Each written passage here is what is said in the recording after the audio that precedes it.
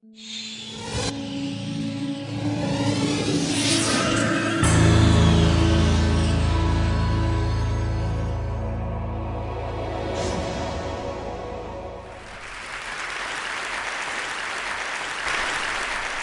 am a conductor, and I'm here today to talk to you about trust.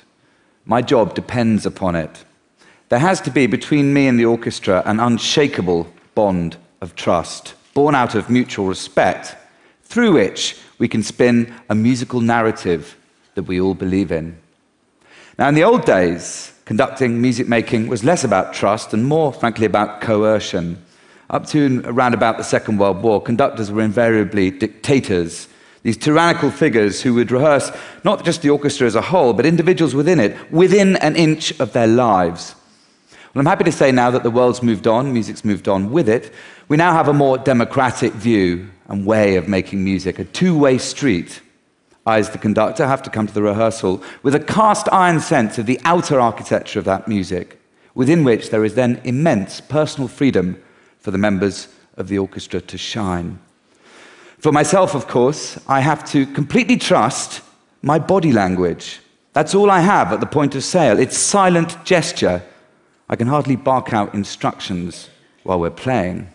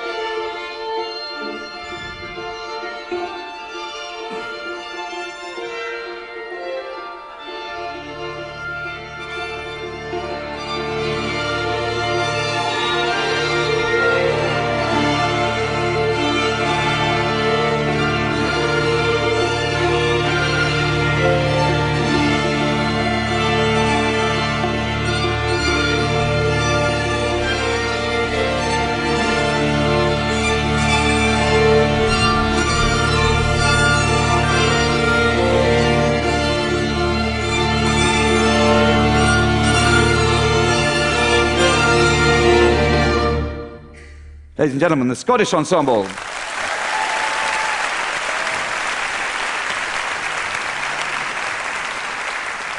So, in order for all this to work, obviously I have got to be in a position of trust. I have to trust the orchestra, and even more crucially, I have to trust myself. Think about it. When you're in a position of not trusting, what do? You overcompensate. And in my game, that means you over-gesticulate. You end up like some kind of rabid windmill. And the bigger your gesture gets, the more ill-defined, blurry, and frankly useless it is to the orchestra. You become a figure of fun. There's no trust anymore, only ridicule. And I remember at the beginning of my career, again and again, these dismal outings with orchestras. I would be going completely insane on the podium, trying to engender a small-scale crescendo, really, just a little upsurge in volume.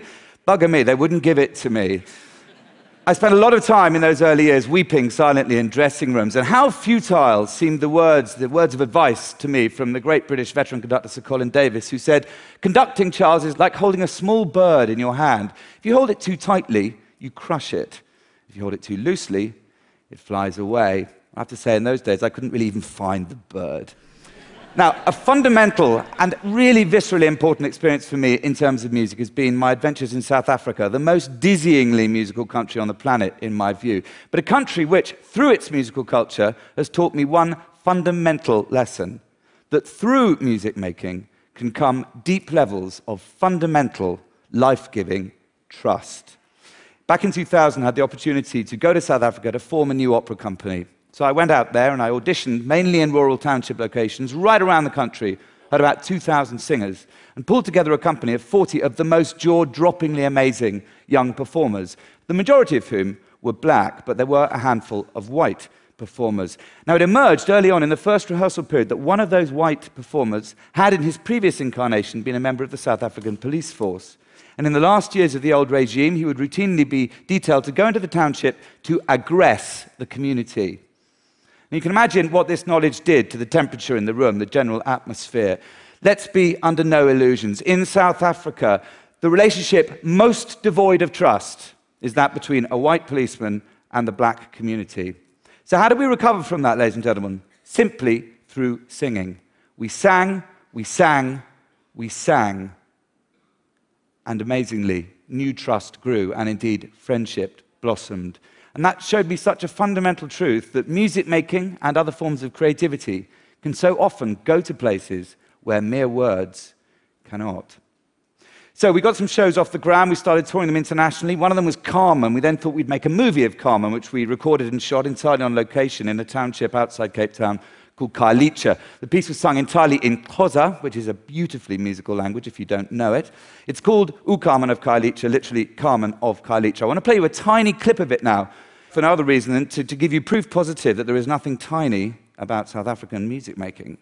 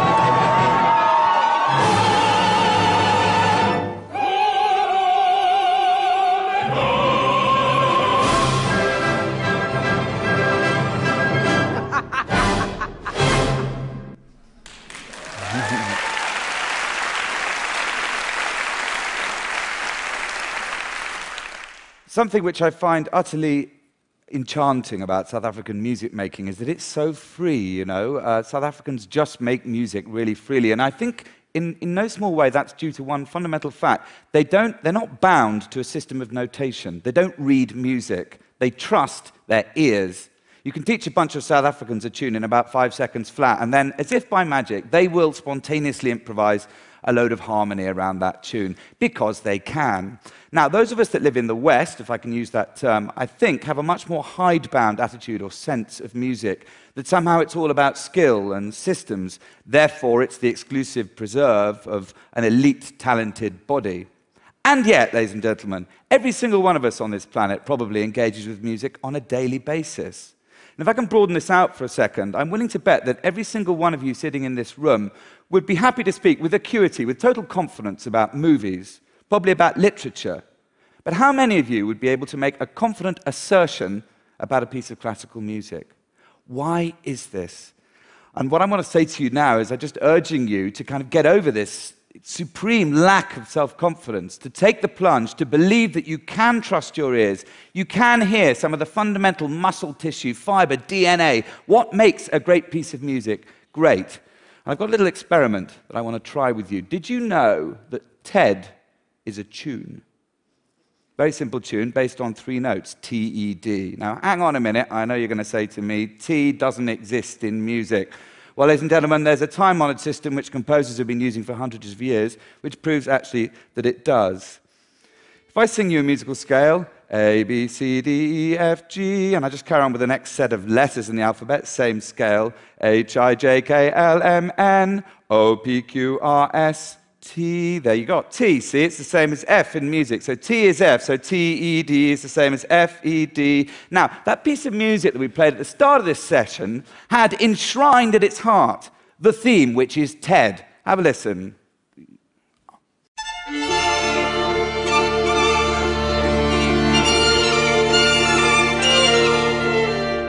Do you hear it? Or do I smell some doubt in the room? Okay, we'll play it for you again now, and we're going to highlight, we're going to poke out the T-E-D, okay, if you pardon the expression.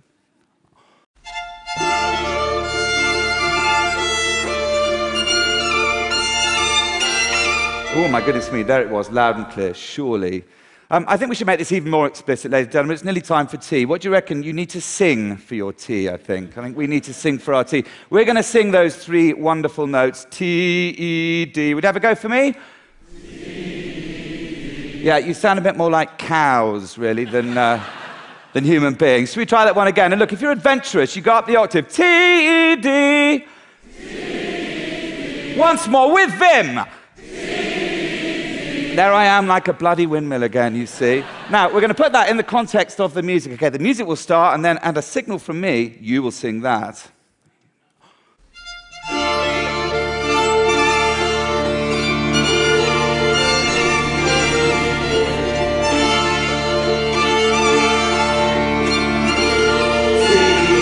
One more time.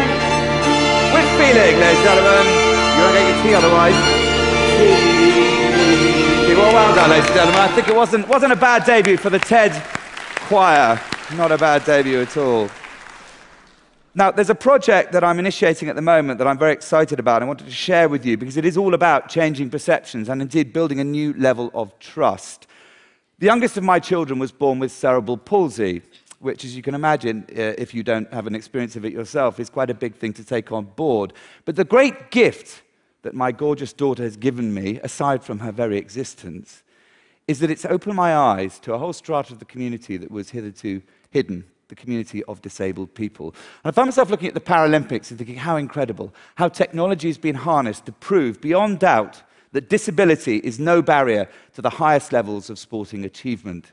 Of course, there's a grimmer side to that truth, which is that it's actually taken decades for the world at large to come to a position of trust, to really believe that disability and sport can go together in a convincing and interesting fashion. So I found myself asking, where is music in all of this? You can't tell me that there aren't millions of disabled people in the UK alone with massive musical potential. So I decided to create a platform for that potential. It's going to be Britain's first ever national disabled orchestra. It's called Para Orchestra. And I want to show you a clip now of the very first improvisation session that we had. It was a really extraordinary moment, just me and 4 astonishingly gifted disabled musicians. You know, normally when you improvise, and I do it all the time around the world, there's this initial period of kind of horror, like everyone's too frightened to throw their hat into the ring, an awful pregnant silence. And then suddenly, as if by magic, bang, they're all in there, and it's complete bedlam. You can't hear anything. No one's listening, no one's trusting, no one's kind of responding to each other. Now, in this room with these 4 disabled musicians, within 5 minutes, there was a rapt listening, a rapt response, and some really insanely beautiful music.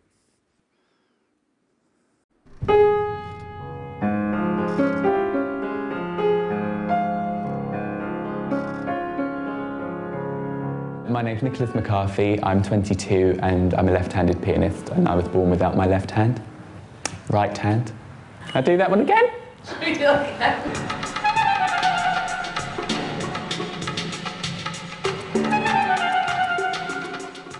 When I'm making music, I feel like a pilot in the cockpit flying an aeroplane. I become alive.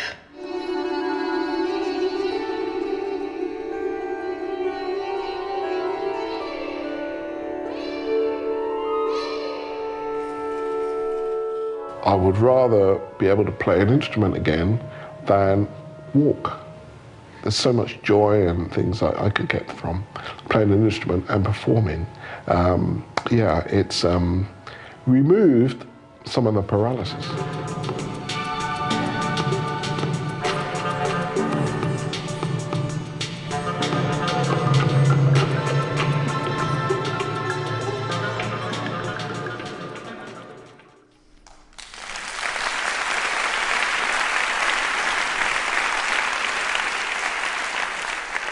I only wish that some of those musicians were here with us today so you could see it firsthand how utterly extraordinary they are. Para Orchestra is the name of that project. If any of you thinks you want to help me in any way to achieve what is a fairly impossible and implausible dream still at this point, please let me know. Now, my parting shot comes courtesy of the great Joseph Haydn. Wonderful Austrian composer of the second half of the 18th century, spent the bulk of his life in the employ of Prince Nikolaus Esterhazy along with his orchestra. Now, this prince loved his music, but he also loved the country castle that he tended to reside in most of the time, which is just on the Austro-Hungarian border, a place called Esterházy, a long way from the big city of Vienna. Now, one day early in 1772, the prince decreed that the musicians' families, the orchestral musicians' families, were no longer welcome in the castle. They were not allowed to stay there anymore. They had to be returned to Vienna, as I say, an unfeasibly long way away in those days. You can imagine the musicians were disconsolate. Haydn remonstrated with the prince, but to no avail. So, given the prince loved his music, Haydn thought he'd write a symphony to make the point. And we're going to play just the very tail end of this symphony now, and you'll see the orchestra in a kind of sullen revolt. I'm pleased to say the prince did take the tip from the orchestral performance, and the musicians were reunited with their families. But I think it sums up my talk rather well, this, that where there is trust, there is music, by extension, life. Where there is no trust, the music quite simply withers away.